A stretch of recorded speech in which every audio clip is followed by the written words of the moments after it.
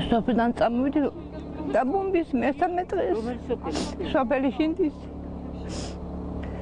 შევაფარეთ ტაბიატენს გვაინტერესებდა უკან დაბრუნება დავბრუნდით უკან შევხვდა ტანკი ჩვენი ბიჭების ფორმები ეცოთ გვეგონა ჩვენი ბიჭი მივარყენეთ მარშრუტკა გვაქვს ერთი სამი ოჯახი ვიყავით გამოდგნენ რუსეთს განაუყარეს უყვარალი კონდახებით დაგვაყენეს ბეძვერი ბენზინკალოკის წინა დაცხრული იყო გახადეს ბიჭებთან ისამოს გვეგონა დახვრიტეს ეს ბიჭები თუნდაც არაფერი არ ყვის ჩააწვეს ისე გულანძღავდნენ გთათხავდნენ რუსულად ერთივე უნოდა მეორეს უბიბაიტებს ცეხ გამოიერა მანქანამ იყვნენ ორი ბიჭი შიგა არ გააჩეს სწრაფად გაიარეს და ესროლეს ხომ ესროლეს კაცები შეფრთხილეს ბიჭები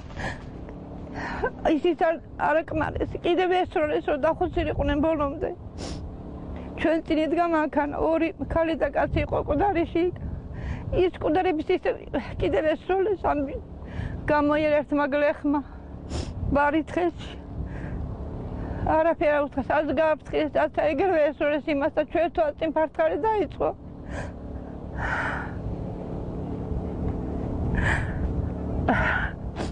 ზევიდან მორბოდნენ სამი პატარა ბიჭი ეგ 15-16 წლისანები იქნებოდნენ პაცანი სტრელიანტია იხსეხ ჩვენ თვალ წინ კიდე მოკლეს სამი